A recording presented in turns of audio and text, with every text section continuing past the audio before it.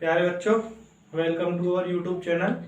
Today we will discuss chapter number 1 relation and function, है ना।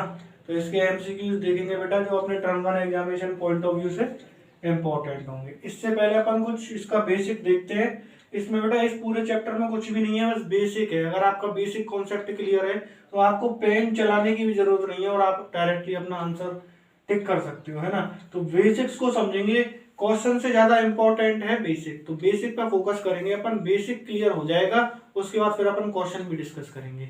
Okay guys, तो बेटा क्लास 11 से स्टार्ट करते हैं अपन। ये क्लास 11 में अपन ने ये चैप्टर पढ़ रखा है, रिलेशन एंड फंक्शन। शुरुआत कहां से होती है बेटा? सबसे पहली चीज आती है सेट्स।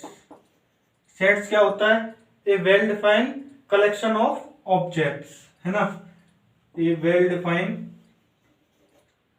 कलेक्शन ऑफ ऑब्जेक्ट्स, ठीक है। अभी और भी डिस्कस करते हैं। दूसरी चीज आती है इसकी कार्टेशियन प्रोडक्ट।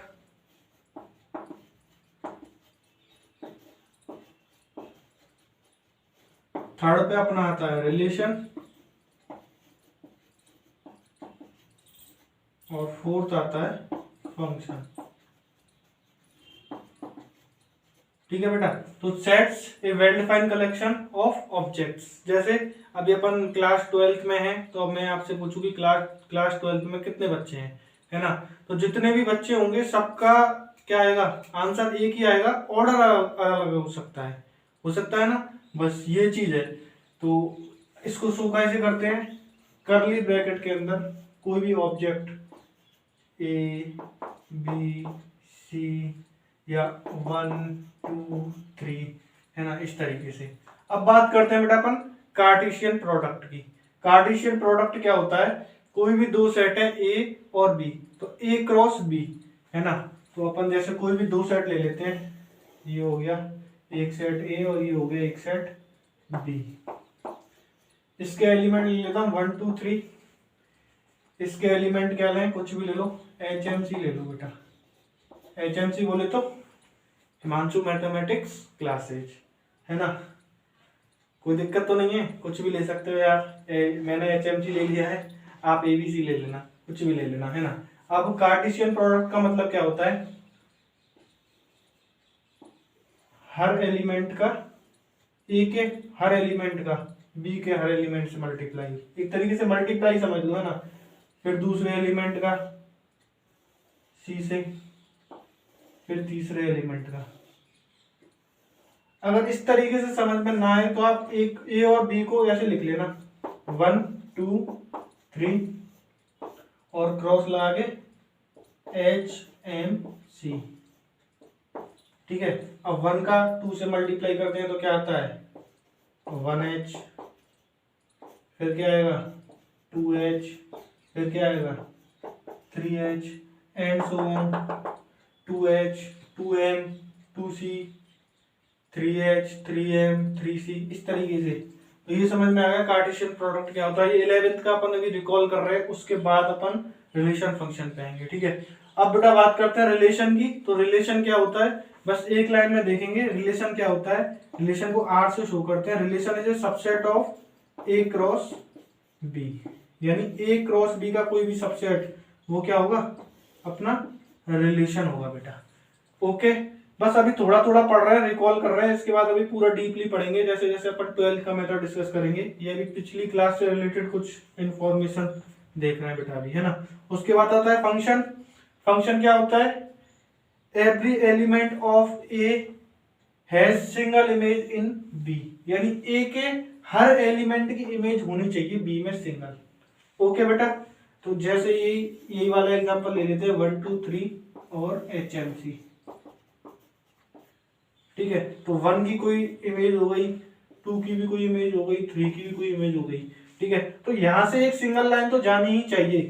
समझने के पर्पज से आप ये देख सकते हो कि A टू B, है ना। तो A से B में एक सिंगल लाइन जाए। अगर यहाँ पे सपोज करो 4 है और 4 की कोई भी इमेज नहीं है, तो ये फंक्शन नहीं होगा। यानी 4 की भी कोई ना कोई इमेज होनी चाहिए। तो जितने एलिमेंट हैं सेट ए में, उन सबकी कुछ ना कुछ इमेज होनी चाहिए और सिंगल होनी चाहिए, ठीक है बेटा। तो वो क्या होगा? अपना फंक्शन होता है। तो ये सब चीजें अपन ने 11th क्लास में पढ़ रखी है बहुत अच्छे से, है ना। अब अपन बात करेंगे types of relation and types of relationship देखते हैं पहले बेटा, है ना। तो बेटा there are 3 types of relations. First reflexive,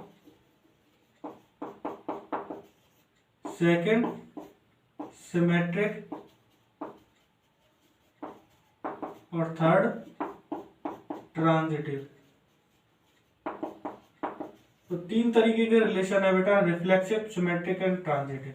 ठीक है, तो अपन इसको एक सरल तरीके से समझने की कोशिश करते हैं, डेफिनेशन को रटेंगे नहीं बेटा। ठीक है, तो रिफ्लेक्सिव क्या होता है, जैसे कोई भी इन सब के लिए मैं एक सेट लेके चल रहा हूं यहाँ A 1 2 3।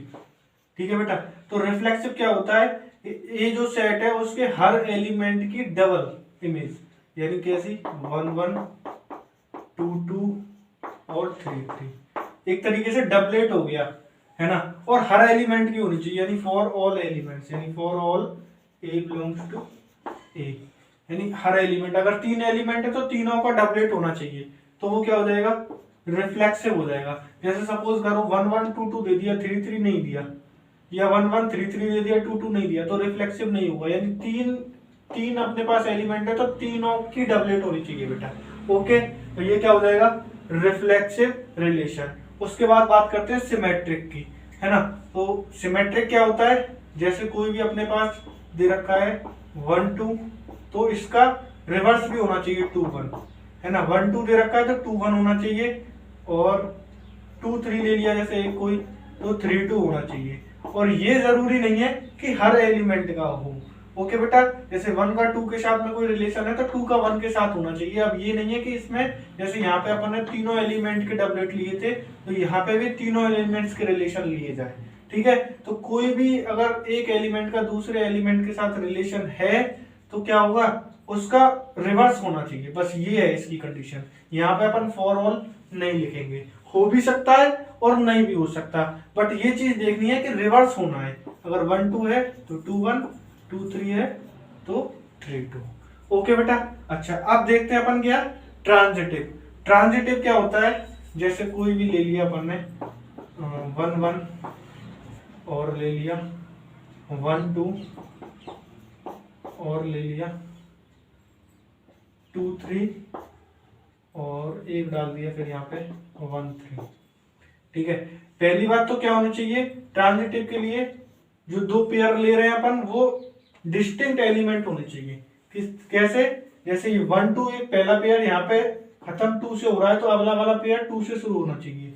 ठीक है, अगर ये चीज है 2 2 तो ये बाहर वाले एलिमेंट का भी एक पेयर होना चाहिए 1 3, यानी डिस्टिंक्ट एलिमेंट जिससे एक पेयर खत्म हुआ है उससे अगला पेयर स्टार्ट हो, और उनके जो बाहर वाले एलिमेंट है उनका भी एक पेयर यहाँ पे होना चाहिए। ठीक है, तो ये क्या हो जाएगा बेटा, ट्रांजिटिव हो जाएगा। ओके, जैसे आप देख सकते हो 1 2 है 2 3 है तो डिस्टिंक्ट एलिमेंट हो गए, और इनके बाहर वाला 1 3 और 1 3 यहाँ पे अपने पास मौजूद है। ओके बेटा, तो ये अपने क्या हो गए टाइप्स ऑफ रिलेशंस हो गए, reflexive, symmetric and transitive. Okay guys, तो अब देखते हैं बेटा टाइप्स ऑफ फंक्शंस, है ना। तो फंक्शन कितने तरीके के होते हैं, पहला है 1 1 फंक्शन, दूसरा है मेनी वन, थर्ड है ऑन टू, और फोर्थ है अपना इनटू फंक्शन बेटा, है ना। तो इनटू एक साथ में है इनटू फंक्शन। ठीक है, 1 1 फंक्शन क्या होते हैं, जैसे अपने पास दो सेट है ए और बी,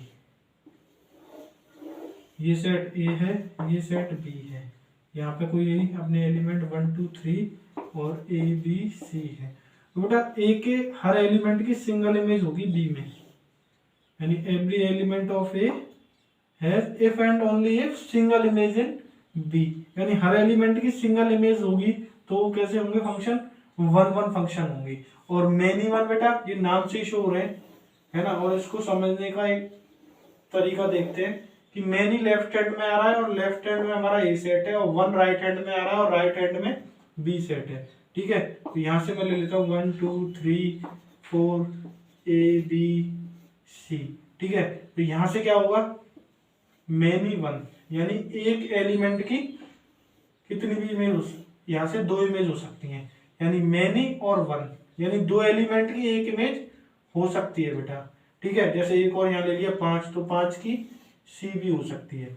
ठीक है, तो इधर से मेनी एलिमेंट्स हो सकते हैं, बट इधर से 1, यानी 2 एलिमेंट की एक इमेज हो सकती है। यहाँ पे क्या था, एक एलिमेंट की एक इमेज थी, तो दूसरे वाले की फिर दूसरी इमेज थी, वापस नहीं थी। तो इन दोनों में डिफरेंस समझ में आ गया। मेनी वन नाम से पता चल रहा है, इधर से मेनी फंक्शंस हो सकते हैं, यानी सेट ए से मेनी एलिमेंट हो सकते हैं, और सेट बी से केवल 1, तो 2 का 1। ओके बेटा, तो ये हो गया many one. Onto functions, onto functions कैसे होते हैं, जिसमें रेंज इक्वल टू कोडोमेन हो, रेंज इक्वल टू कोडोमेन। जैसे ये सेट ए 1 2 3, ये सेट बी ए और बी है ना, तो 1 की इमेज है 1 2 और बी 3 की इमेज है बी। तो जो सेट बी है उसके सारे एलिमेंट्स की क्या, सारे एलिमेंट्स क्या, यहाँ पर एक इमेज है ए के एलिमेंट्स की। ओके, तो यहाँ पे डोमेन, कोडोमेन और रेंज क्या हो रही है, इक्वल हो रही है। देखो ये वाला सेट ए जो होता है वो तो डोमेन होता है अपना बेटा, ये तो आप लोगों को पता ही है। सेट भी पूरा की पूरा क्या होता है, कोडोमेन होता है। और ऑर्डर्ड पेयर के सेकंड एलिमेंट है ना, जो इमेज में आते हैं वही तो होते हैं सेकंड एलिमेंट, वो क्या हो रहे हैं, सारे के सारे रेंज हो रहे हैं, है ना, तो वो रेंज होते हैं। तो रेंज और कोडोमेन यहाँ पे क्या है, एक ही है। तो ऐसे फंक्शंस को क्या बोलते हैं, ऑन टू फंक्शंस बोलते हैं, और इनका दूसरा नाम हो रहा है सर्जेक्टिव फंक्शन। और जो 1 1 फंक्शन है इनका एक और दूसरा नाम इंजेक्टिव फंक्शन है बेटा। ठीक है, तो सर्जेक्टिव और इंजेक्टिव, और ऐसे फंक्शंस जो सर्जेक्टिव और इंजेक्टिव दोनों हैं, है ना, यानी ये दोनों कंडीशन फुलफिल कर रहे हैं, सर्जेक्टिव और इंजेक्टिव, तो उनको क्या बोलेंगे अपन, वाइजेक्टिव फंक्शन बोलेंगे बेटा, वाइजेक्टिव फंक्शन। और वाइजेक्टिव फंक्शंस क्या, कौन से होते हैं, वाइजेक्टिव फंक्शंस आप समझने के पर्पज से देखो तो ऐसा मान लो कि जिन फंक्शंस का एफ इनवर्स एग्जिस्ट होता है, यानी एफ इनवर्स एग्जिस्ट होता है उन फंक्शंस का, उन्हें अपन क्या बोल देते हैं, बाइजेक्टिव फंक्शन बोल देते हैं। ठीक है बेटा, अब बात करते हैं अपन इनटू फंक्शंस की। इनटू फंक्शन कौन से होते हैं, इनटू फंक्शन होते हैं बेटा जिसमें सेट बी में एक्स्ट्रा एलिमेंट हो। जैसे ये हो रहा 1 2 3 A B C D E, ठीक है, तो जैसे 1 की भी इमेज ए है, 2 की इमेज बी है, 3 की इमेज बी है ना, और सी डी ई किसी की भी इमेज नहीं है, यानी ये एक्स्ट्रा एलिमेंट हो गए।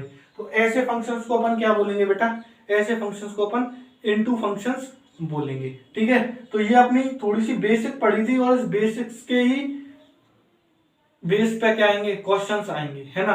तो इस बेसिक्स को अच्छी तरीके से कर लेना, तो आपने बेसिक अच्छे से पढ़ ली तो ये समझ लो कि आपने 80% क्वेश्चन कवर कर लिए।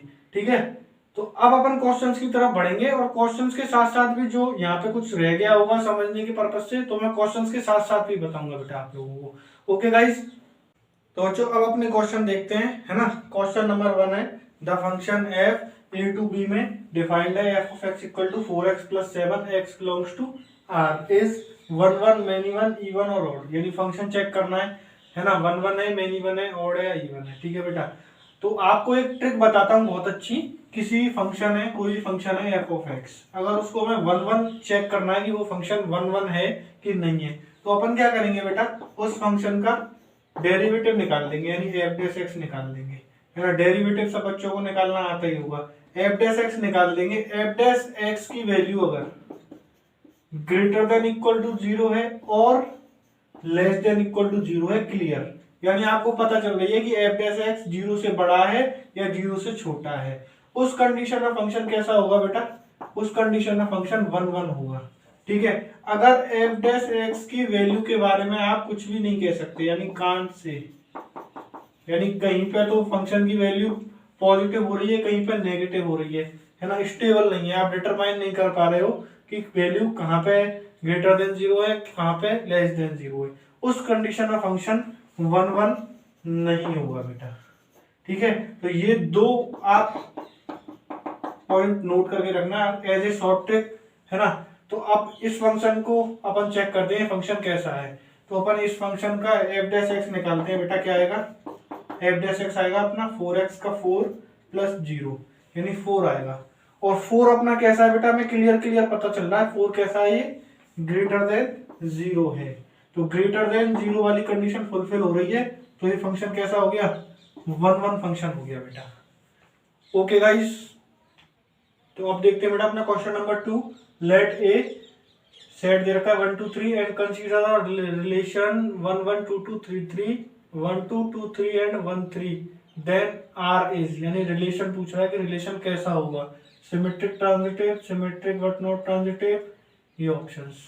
ठीक है बेटा, तो इसको चेक करने के लिए अगर आपको डेफिनेशंस अच्छे से क्लियर है सिमेट्रिक, ट्रांजिटिव और रिफ्लेक्सिव, इन तीनों की, है ना, तो आप इसको चुटकियों में कर दोगे बेटा, है ना। तो सबसे पहले ऑप्शन दे रखा है symmetric and transitive and reflexive.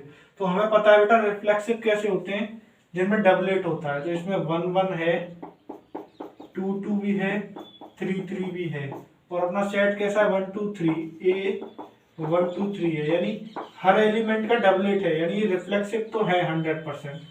और रिफ्लेक्सिव का एक ही ऑप्शन दे रखा है, तो सिमेट्रिक चेक करने की जरूरत भी नहीं है, बट सिमेट्रिक आप चेक करके देख लो, 1 2 है तो 2 1 भी होना चाहिए, 2 1 नहीं है, है ना, 2 3 है तो 3 1 भी, 3 2 भी होना चाहिए, 2 3 है तो 3 2 भी होना चाहिए, नहीं है।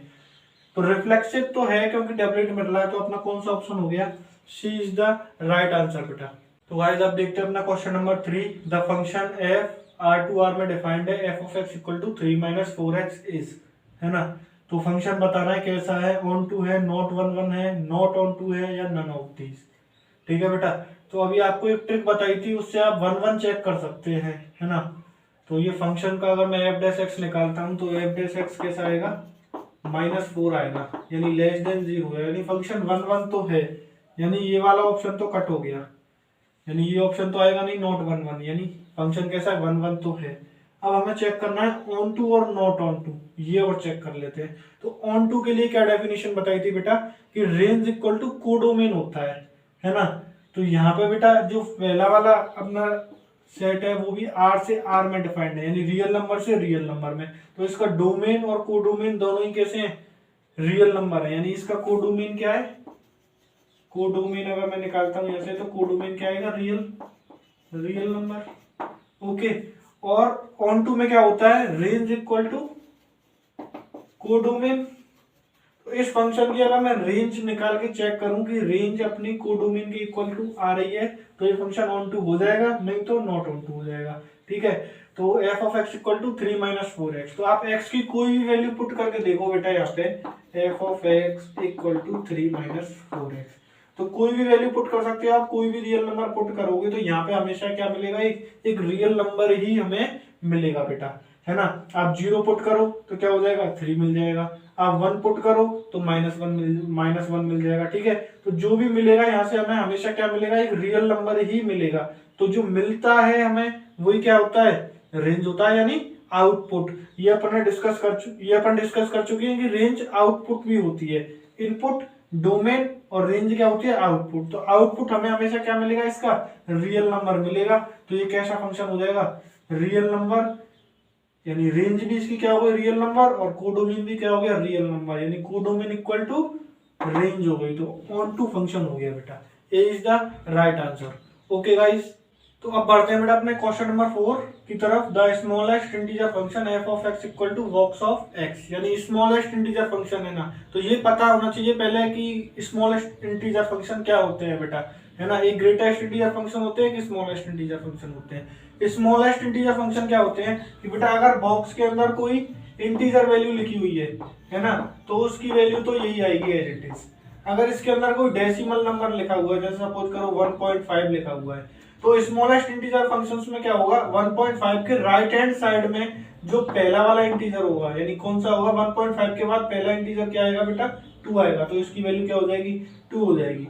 ठीक है, इसी तरीके से अगर 2.5 दे रखा है, ठीक है, तो उसकी वैल्यू क्या हो जाएगी, 3 हो जाएगी। यानी स्मॉलेस्ट इंटीजर फंक्शंस में क्या होता है कि जो भी डेसिमल वैल्यू दी हुई है उसके राइट हैंड वाली पहली इंटीजर वैल्यू में वो क्या हो जाती है, कन्वर्ट कर देता है ये बॉक्स। तो स्मॉलेस्ट इंटीजर फंक्शन समझ में आना चाहिए। तो एक तरीके से अपन ने स्मॉलेस्ट इंटीजर फंक्शन को देखा शॉर्ट में। अब बढ़ते हैं अपन, ये 1 1 होगा कि मैनी 1 होगा। बेटा एक चीज चेक करके देखना है यहाँ पे कि मैंने क्या बोला कि 1.5 है तो भी क्या होगा, 2 होगा।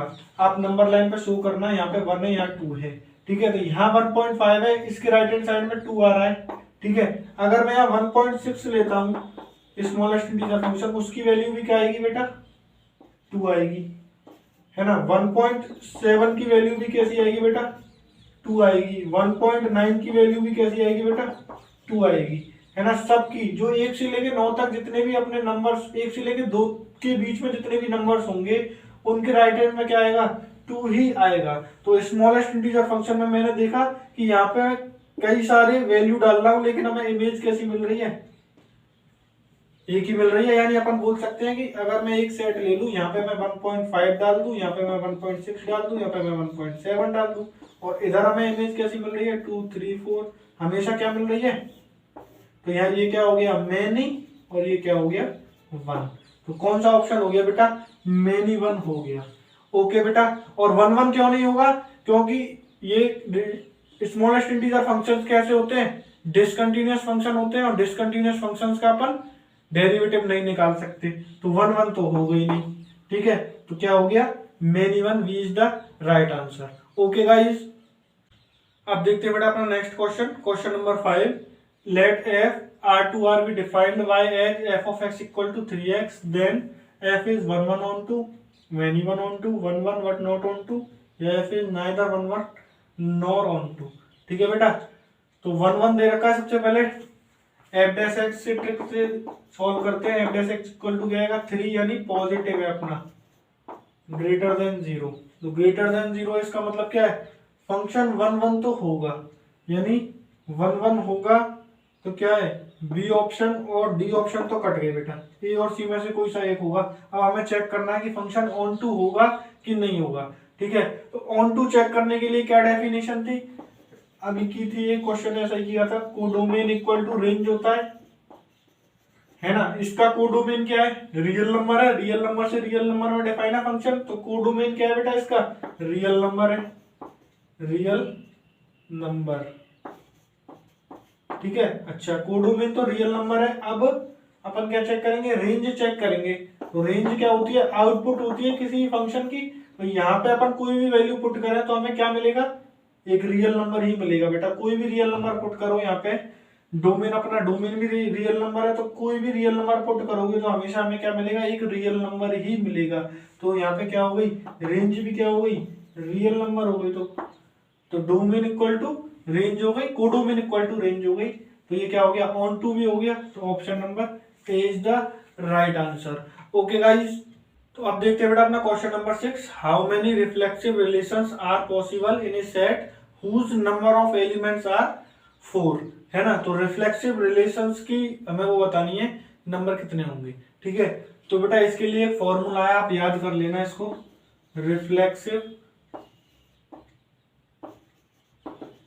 Reflexive relations, number of reflexive relations equal to क्या होता है, 2 की power n square minus n। यानी यहाँ पे n क्या है, number of element in set, है ना। जैसे यहाँ पे नंबर ऑफ एलिमेंट 4 दे रखा है, तो अब इसको करते हैं तो क्या आएगा, 2 की पावर n की वैल्यू क्या है यहाँ पे 4, तो 4 का स्क्वायर माइनस 4, यानी 2 की पावर 16 माइनस 4, 2 की power 12। B is the right answer. Okay बेटा, तो इस फॉर्मूले में कोई दिक्कत तो नहीं है, कोई दिक्कत नहीं होगी, इसको याद कर लेना एज इट इज, 2 की power n square minus n। किसका फॉर्मूला है, number of reflexive relations in a set. Okay, n क्या है, number of elements. Okay guys, तो यहाँ पे क्या हो गया, B is the right answer. तो अब देखते हैं बेटा अपना question number 7। Let a equal to 1 2 3, then the number of equivalence relation in a containing 1 2 is, है ना।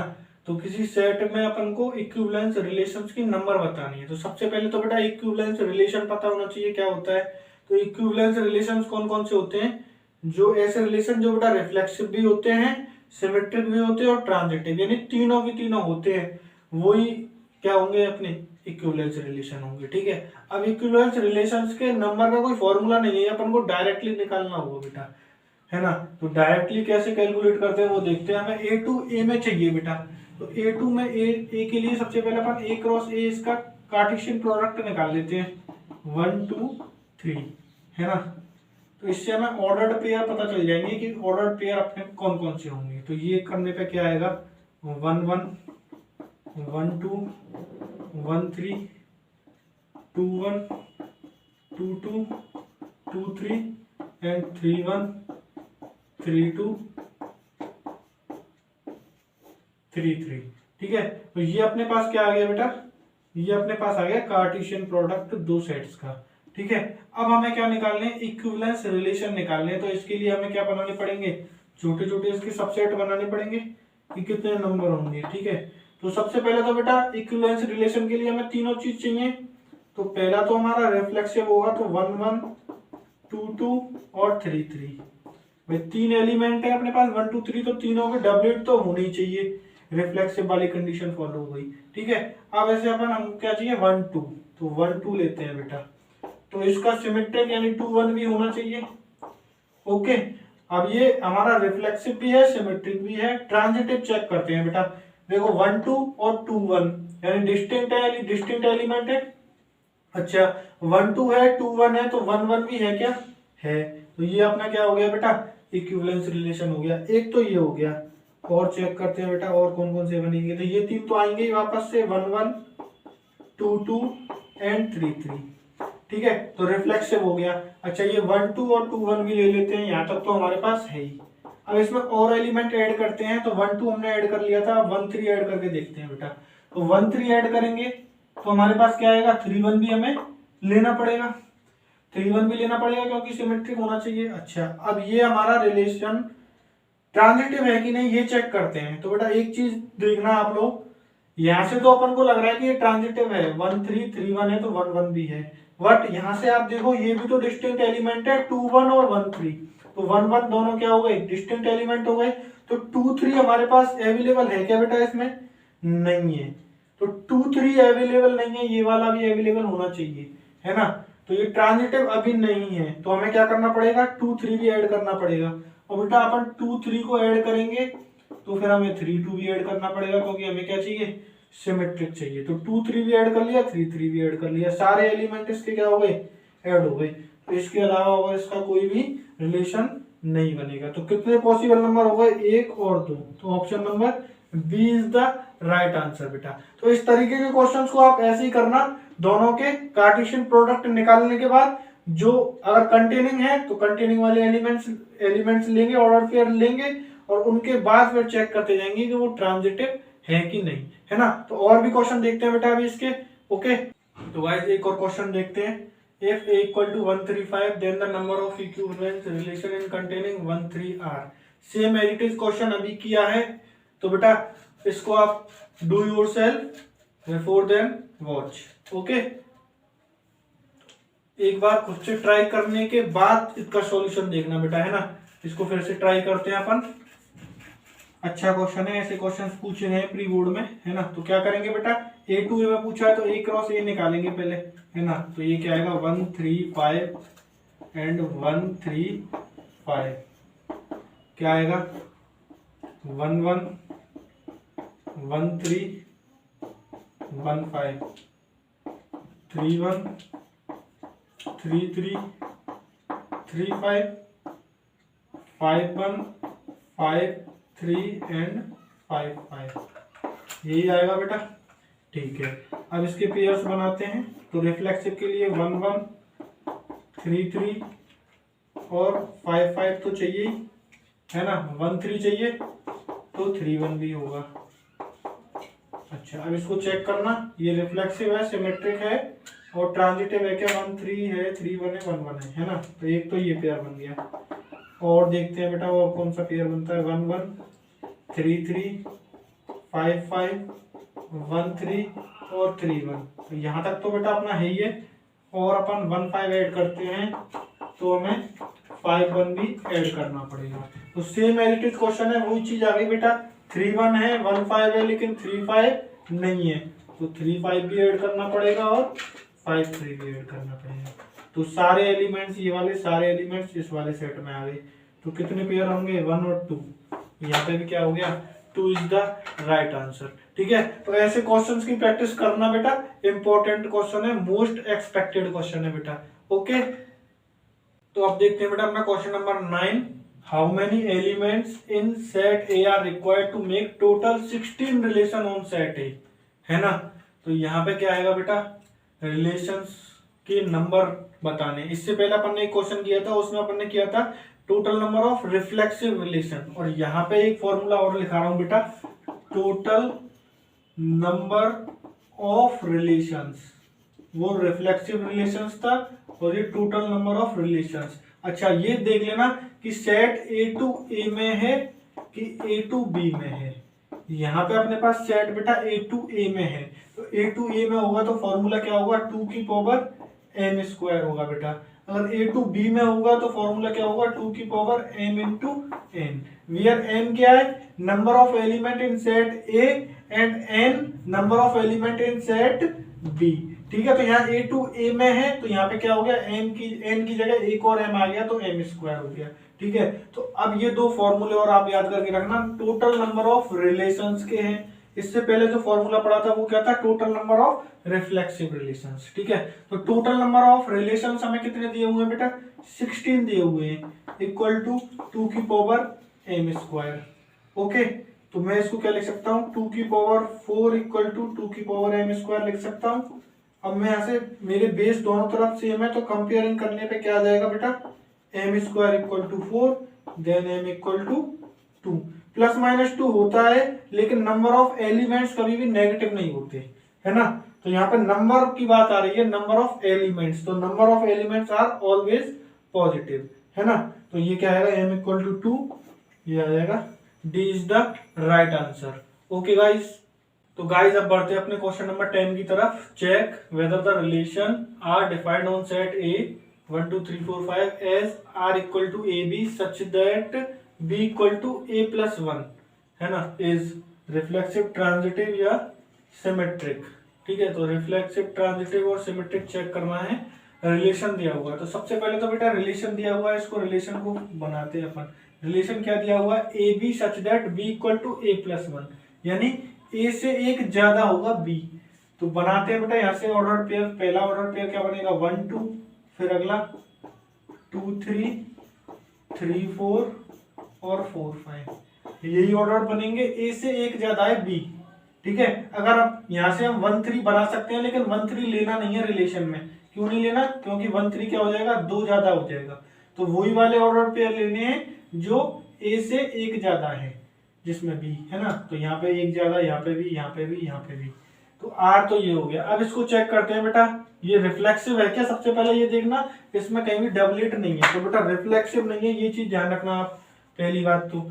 उसके बाद चेक करते हैं अपन सिमेट्रिक, तो 1 2 है तो 2 1 भी होना चाहिए, 2 1 है, नहीं है तो सिमेट्रिक भी नहीं है।